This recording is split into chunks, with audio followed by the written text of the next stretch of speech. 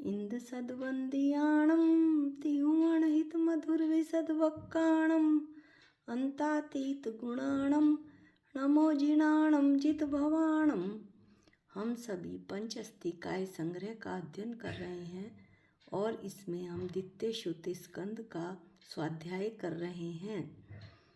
द्वितीय श्रुति स्कंद में हम नव पदार्थ पूर्वक मोक्ष मार्ग का वर्णन कर रहे हैं का वर्णन पढ़ रहे हैं। 123 नंबर की गाथा पर हम आ गए थे और उसका पाठ करते हैं। एवं भिक्कम जीवम अणडेहिम विपज्येहिम बहुगेहिम अभिगच्छतु अजजीवम णाणम तरिदेहिम लिंगेहि।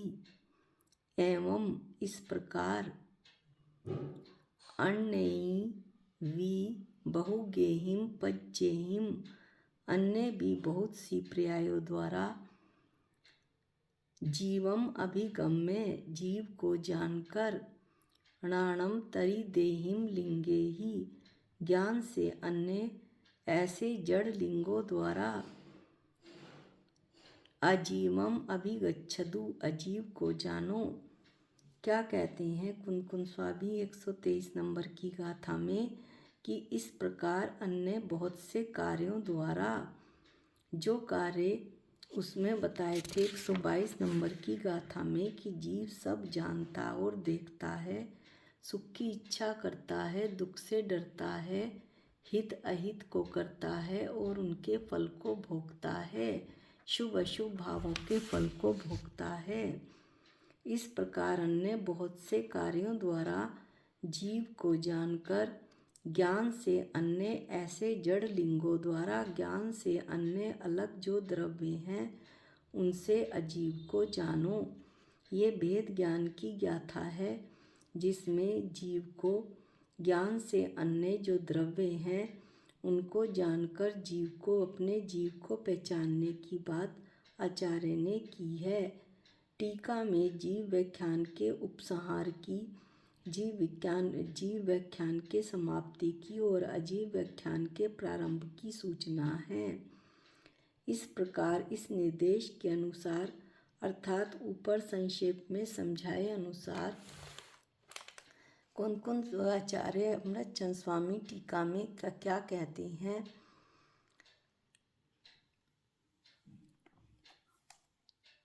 कि व्यवहार न से कर्म ग्रंथ प्रतिपादित जीव स्थान, गुण स्थान, मार्गणा स्थान इत्यादि द्वारा प्रपंचित विचित्र भेद रूप बहुपर्यायों द्वारा कर्म ग्रंथ प्रतिपादित गोमठ सार आदि त्रिलोक सार कर्म पद्धति के ग्रंथों में जो निरूपित है कर्म सहित जीव का वर्णन है, जीव की अशुद्ध अवस्था का वर्णन है।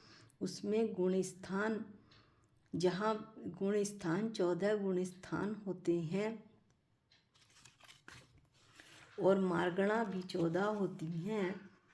मार्गणा यानी संसारी जीव इन स्थानों पर मिलेगा। ऐसा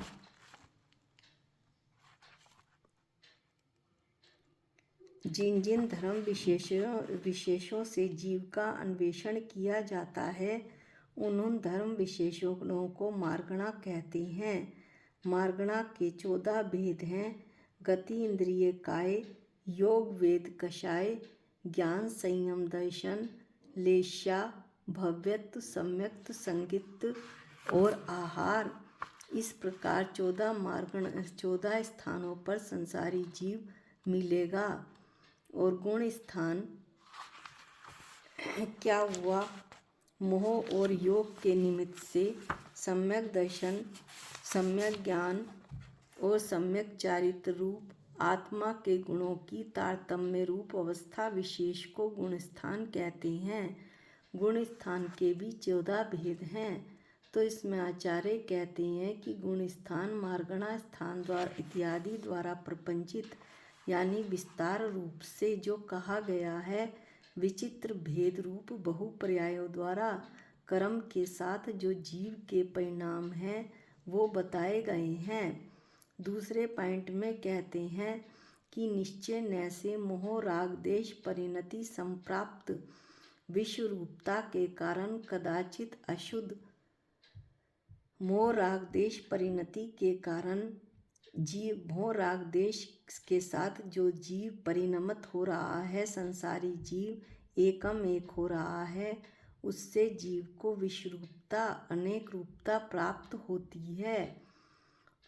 जब संसार अवस्था में मोह राग देश के साथ एकमेक हो रहा है तो अशुद्ध अवस्था प्राप्त होती है, लेकिन सिद्ध अवस्था में जब मोह राग देश परिणति का अभाव होता है तो आचार्य बताते हैं कि शुद्ध ऐसी चैतन्य विवर्त ग्रंथि रूप बहुपर्यायों द्वारा चैतन्य विवर्त ग्रंथि यानी गांठ ग्रंथि यानी गांठ जीव की कदाचित अशुद्ध और कदाचित शुद्ध ऐसी पर्याय चैतन्य विवर्त की चैतन्य परिणमन की ग्रंथियां हैं।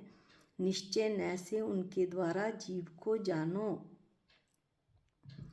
जीव की कदाचित अशुद्ध जो संसार अवस्था है उसमें अशुद्ध और सिद्ध अवस्था में जो शुद्ध ऐसी पर्याय हैं चैतन्य का जो परिणमन है शुद्ध और अशुद्ध अवस्था ऐसी ग्रंथियां हैं।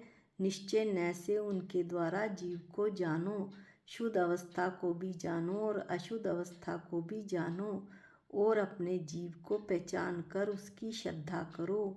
इस प्रकार जीव को जानकर अचैतन्य स्वभाव के कारण जिसमें चेतन नहीं है ऐसे ज्ञान से अर्थांतरभूत ज्ञान से जो अन्य वस्तुभूत हैं जिनमें ज्ञान नहीं है, ज्ञान से अन्य अर्थात जड़ अजीव का स्वभाव अचैतन्य होने के कारण वो ज्ञान से अन्य ऐसे जड़ चिन्हों द्वारा अजीव ज्ञात होता है। तो आचार्य कहते हैं कि ज्ञान से अलग ऐसे यहाँ कहे जाने वाले जो द्रव्य हैं उनके द्वारा जिनका की अव्याख्यान आरंभ होगा इस गाथा के बाद जीव संबंध या जीव असंबंध जीव को अजीव को जीव के साथ संबंध यानी पुद्गल मेरा शरीर और जीव के साथ असंबंध यानी सभी बाह्य सामग्री जो कुछ मुझे दिखाई देती है।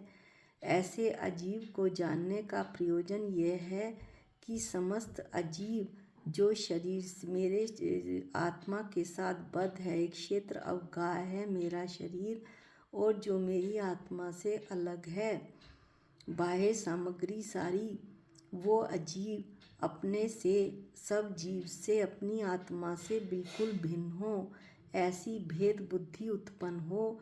ऐसी भेद बुद्धि की प्रसिद्धि के अर्थ से इन अजीवों को जानो, जीव को जानकर इन अजीवों को जानो भेद ज्ञान के लिए। इस प्रकार यहाँ पर जीव पदार्थ का व्याख्यान समाप्त होता है। अजीव पदार्थ का व्याख्यान अगली गाथा से होगा। अगली गाथा में ये बताया गया है कि जो जीव है वो तो चेतन है, लेकिन आकाश काल पुद्गल धर्म और अधर्म उसमें जीव के गुण नहीं है, वो जड़ है अचेतन है। 125 नंबर की गाथा में भी इसी का विस्तार किया गया है कि जिसे सुख दुख का ज्ञान, हित का पुरुषार्थ और अहित का भय जिसे सदैव नहीं होते अर्थात उसमें ये सब जानने का ज्ञान नहीं होता है, उसे आचार्य श्रमण मुनि महाराज भगवान अजीव कहते हैं। यह बात 125 नंबर की गाथा में कही गई है। आकाश पुद्काल पुद्गल धर्म और अधर्म इनके अचेतनपने जड़ का ही विस्तार इसमें किया गया है। अगले वीडियो में हम गाथा 126 और 127 लेंगे जिसमें कि आगे अजीव का वर्णन किया गया है। उसके भिन्न भिन्न स्वरूपों का कथन किया गया है कि जीव और पुद्गल के संयोग में भी जिसके द्वारा उनका भेद जाना जा सकता है, ऐसे उनके भिन्न भिन्न स्वरूपों का यहाँ पर कथन किया गया है। तो हम जो है अगली गाथा 126, 127 लेंगे। ये दोनों गाथा एक साथ पढ़ी जाएंगी। आज के लिए इतना ही।